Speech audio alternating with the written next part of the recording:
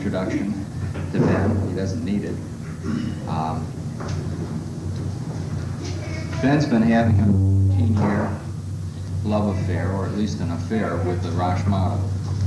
And in terms of the United States, I'm not too familiar with what's going on elsewhere, he's kind of kept hopes alive that testing could be improved and that there's a whole lot better way to think about what we're doing in testing.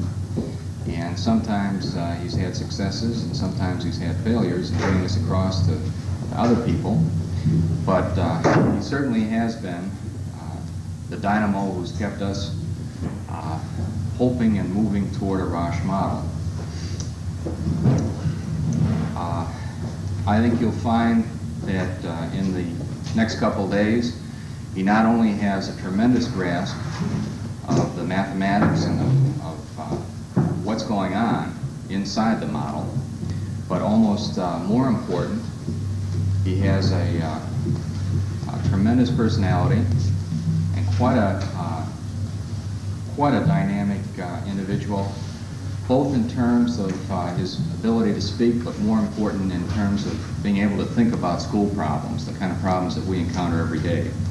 So I hope before you let him escape from the conference, and we're only going to have him a couple days, you get a chance to pin him down and bring some of your problems to him, because I think you couldn't find a better person to help you with some real answers that are going to make a difference. And without further ado, here's Ben Wright. It was heartening, of course, to hear that this was the first annual Rasch conference, and I hope I won't be the last annual Rasch conference. As Fred mentioned, George Rasch is an old friend of mine and a very dear one, and the thing that I love him most for are the exciting ideas that he got me working on. And so that's what we're going to talk about today and tomorrow. And you'll have to forgive me for having spent 14 years mulling these ideas over, because that will make it seem to you like they're very easy for somebody to know, since I spent 14 years studying them. And you will benefit, I hope, from the results of some of that study. And I can tell you from my vantage point that what I want to say is really nothing new. It's the same old thing that you've been doing, or the same good thing, or the same new thing that you've been doing all along. What I finally realized after all these years is that it's not a new method. It is an explication of the same method we've been using.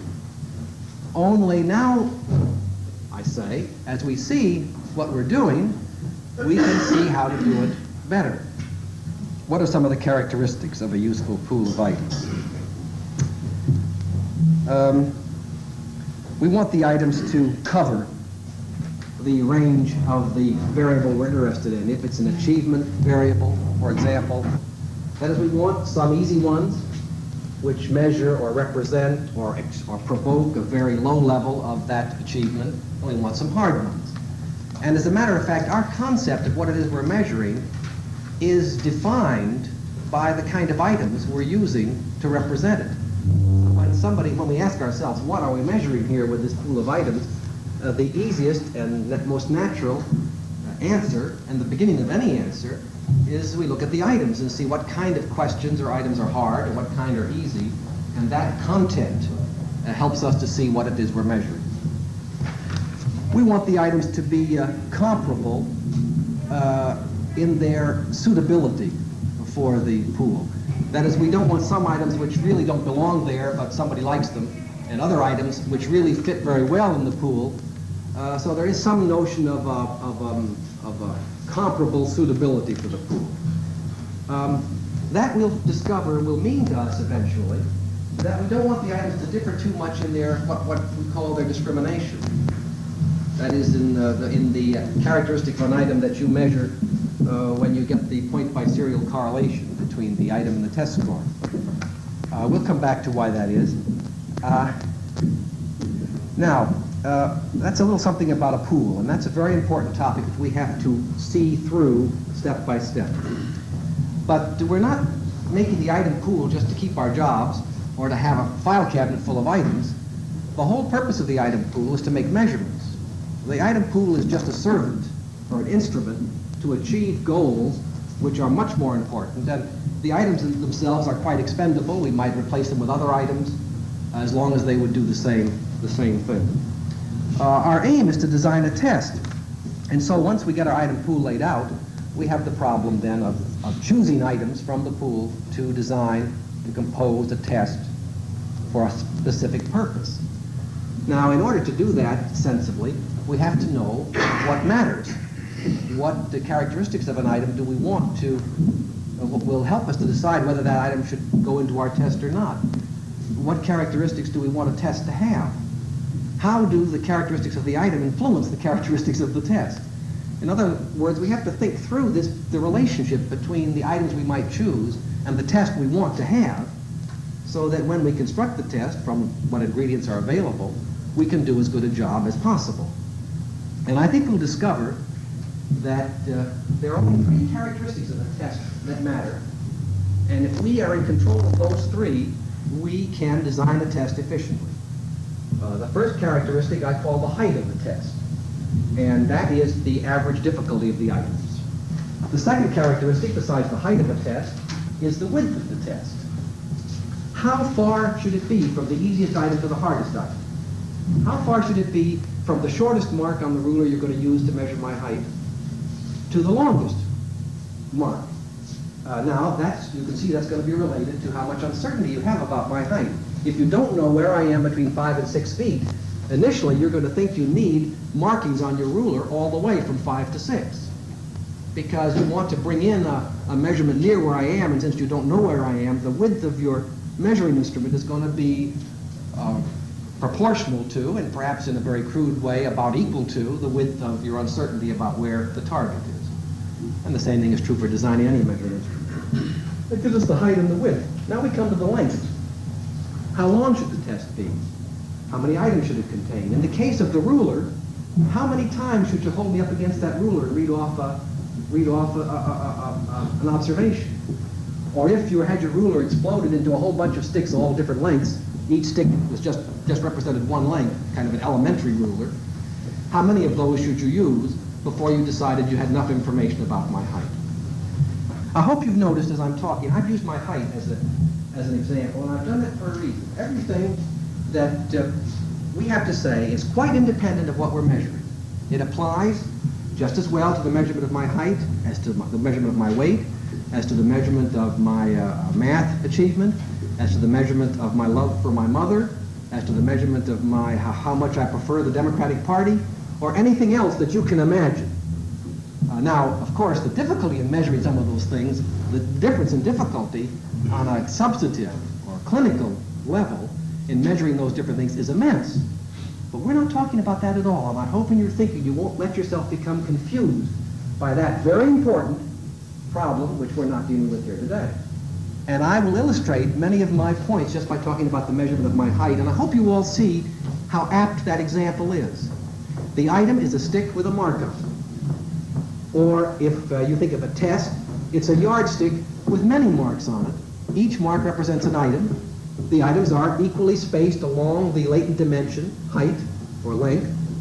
And I'm the target, and you hold me up to the stick, and you read off which marks I pass, which sticks I'm taller than. Those are my right answers.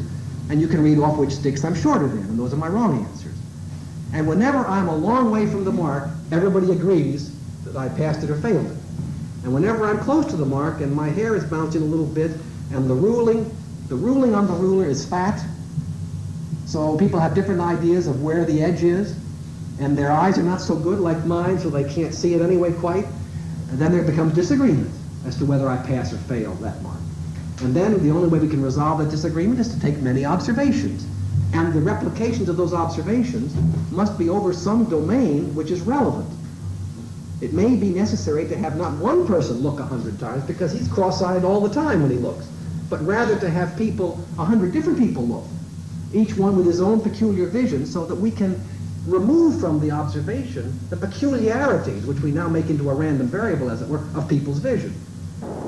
There is one consideration here, which is often difficult to believe in, and so I want to consider it for a moment, and that is that variables are inevitably latent. Many people believe that there are variables that are not latent, that there are some variables like height and weight which are manifest, because you see, you can easily see your height directly by standing beside a measuring stick and reading off your height. So I would like to think about that example for a moment or two and see if that's really what happens. When you, I suppose the first question to ask yourself is, can you really see my height? Well, you can see, if I stand up against a pole here or something like that, you can see which of us is taller. You can see that I'm taller than this thing, and maybe taller than the microphone, but not as tall as the board. But is that seeing my height? I would contend that what you're making is a series of observations, each one with a yes-no answer. I am or am not taller than each of these objects. And if you're going to get to my height as a measure, my height in quotes, you're going to have to figure out what to do with all of these 0-1 pieces of data to transform them into the measurement. And that takes a little thinking. And in fact, even if you had a nice calibrated stick here with all the inches marked off, and you had me stand beside it and you looked at it, you would see in general, though I didn't come at any one of the marks, but between a couple of them.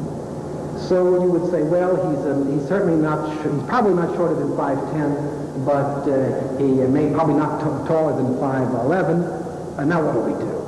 Well, you look at the ruler, and if I will stand still enough, you may interpolate an imaginary mark between those two, which you consider to be equal to my height. You decide that if you had a lot of sticks with that, just exactly that length, and you held them up to me one after another and always had to answer who was taller, then in the long run it would average out about 50-50. About half the time you would think I was taller, and half the time you would think the stick was taller, and so in the end you would conclude from that ideal uncertainty, exactly half for and half against, you would conclude that the stick and I could be inferred to be identical, and then you would read off my measure as what you saw to be the calibration of that stick.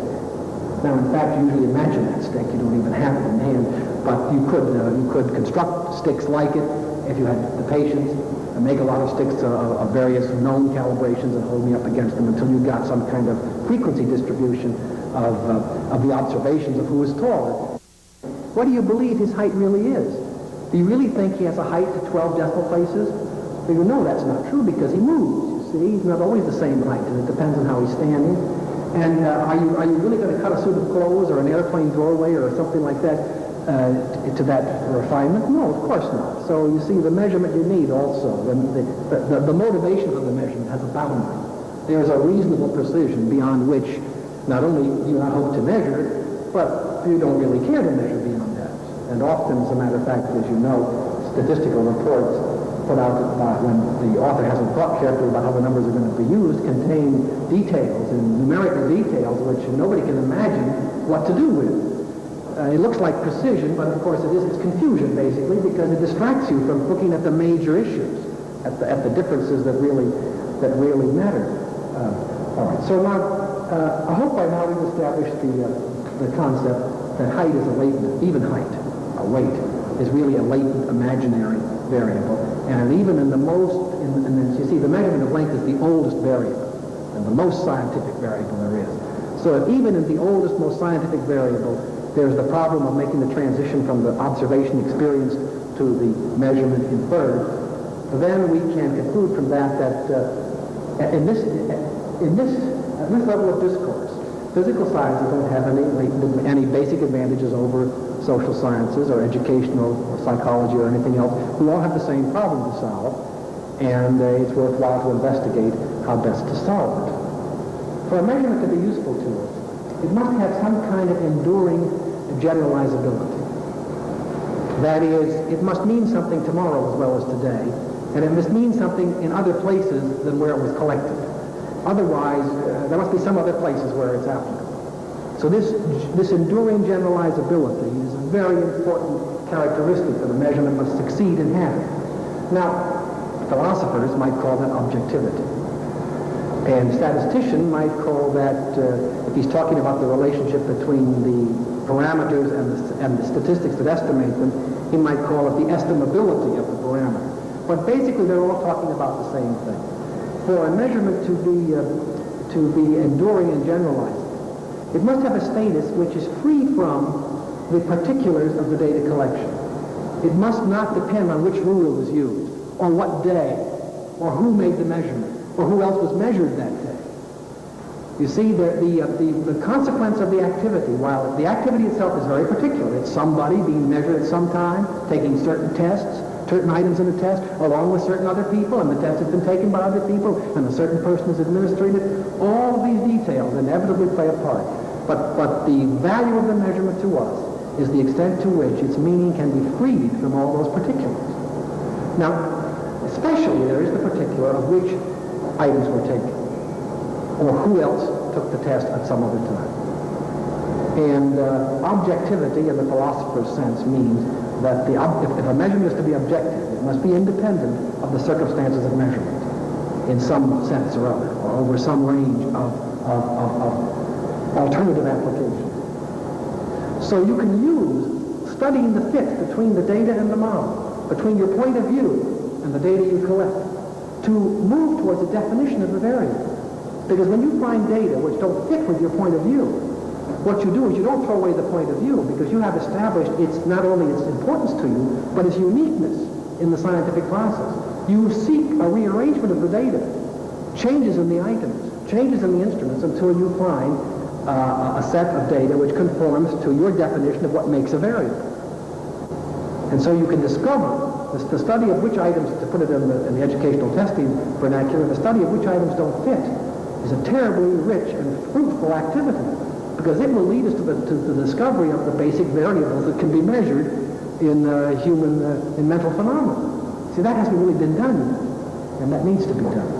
So that whole activity of equating forms, which is a chapter in many books and an item in many budgets, is a completely unnecessary activity, since that's really not what you want to do. You don't want to equate forms. You want to link items together into a bank, both obtaining their calibration in the bank and qualifying them as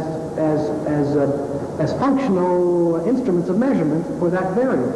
Because when you put them into the bank, you don't only calibrate them, you check their fit with the other items in the bank to see if they are also operating like the other items.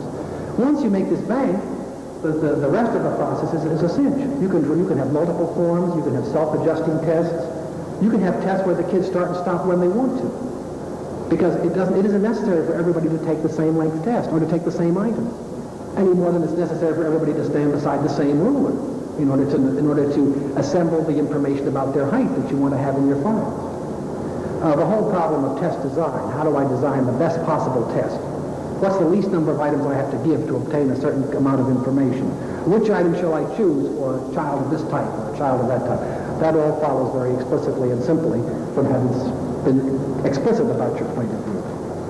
And finally, if for some reason the test you gave the child was a failure, he wasn't paying attention, he didn't speak the language, he fell asleep in the middle, or he got sick or something like that, you can actually analyze the test protocols that were taken to see if they fit the model, and if they don't, you might take that as a sign of a mistesting and worthy of investigation to see if perhaps you should retest the child or find out why his behavior on these items which you had previously convinced yourself were pretty good, why when he came along, the items didn't work for him.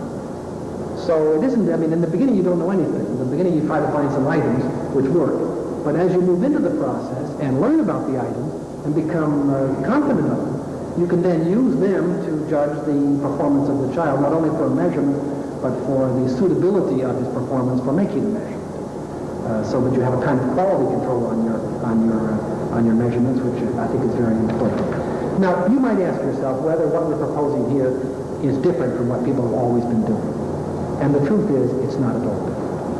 What we're talking about here is exactly what teachers and item analysis have always done. The only new thing is to make the point of view explicit, keep it clear, and use it for all it's worth. When a teacher scores a 20-item test, she groups all the kids who get a score of 4 together, as at an equal level of competence in what she's testing them. She doesn't see which 4 items each one got right and arrange them in different positions depending on which 4 they succeeded on. For her, a 4 is a 4 is a 4. In other words, within the test, she's practicing an item-free measurement, because she's not asking which items did they get. By saying, what does that imply? That practice implies this model. If you would say, this is the way we're going to behave, what does it mean? This is what it means. If this is what it means, then that flexibility, that item-free measurement, does not have to be limited within the test of 20 items. It can be practiced on any set of items that have been calibrated on the latent variable which lies behind them. The same thing is